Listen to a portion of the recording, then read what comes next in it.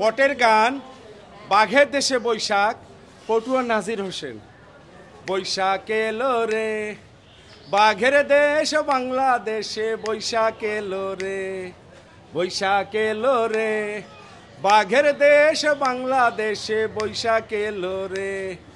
জল পরি জলে নাইসা গান শোনায় রে, বৈশাখ এলো রে বাঘের দেশ বাংলাদেশে, বৈশাখ এলো রে। বুড়ি গঙ্গায় যাইয়া নৌকা বাজ দেখি রে, বৈশাখ এলো রে বাঘের দেশ বাংলাদেশে, বৈশাখ এলো রে। সাপুরিয়া বিন বাজায়া খেলা দেখায় রে, বৈশাখ এলো রে বাঘের দেশ বাংলাদেশে, বৈশাখ এলো রে। পান্তা ইলিশ ভর্তা খায়া পাঞ্চি বাইরে, বৈশাখ এলো রে বাঘের দেশ বাংলাদেশে, বৈশাখ এলো রে। সবাই মিলে সোনার বাংলার গান গাই রে, বৈশাখ এলো রে বাঘের দেশ বাংলাদেশে, বৈশাখ এলো রে। আমাদের বাংলা সংস্কৃতির 4000 বছরের ঐতিহ্য হচ্ছে আমাদের পটচিত্র। এই পটুয়ারা এই পটের গান গেয়ে যখন কৃষকের বাসায় নতুন ধান আসছে, যখন কৃষকের বাসায় নতুন ধান আসে, সেই পটুয়া পটের গান পরিবেশন করে বিনোদন দিত। তখন কৃষকের পরিবার আনন্দিত হয়ে এই পটুয়াকে হচ্ছে ধান দিত, চাল দিত, আবার হচ্ছে মিষ্টি কুমড়া অথবা ফলমূল দিতেন। এইভাবে পটুয়ারা হচ্ছে তাদের জীবিকা নির্বাহ করতেন এবং নতুন পট আঁকতেন, নতুন গান লিখতেন।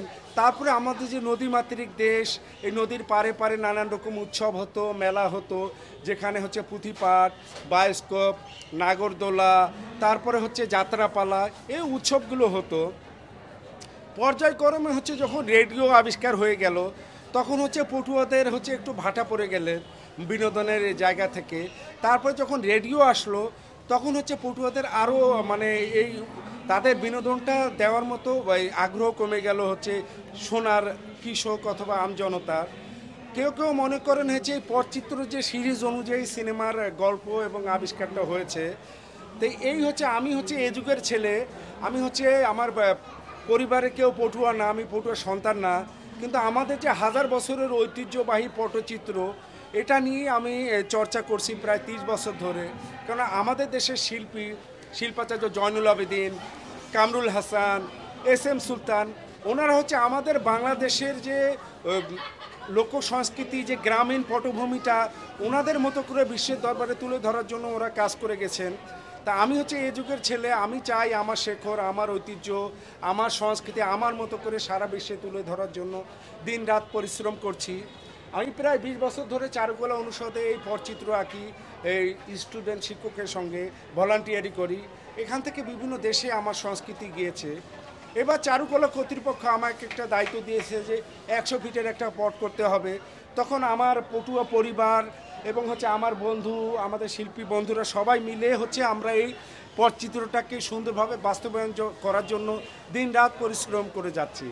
For more updates, follow us on Facebook, subscribe our YouTube channel, get the latest update on www.daily-sun.com.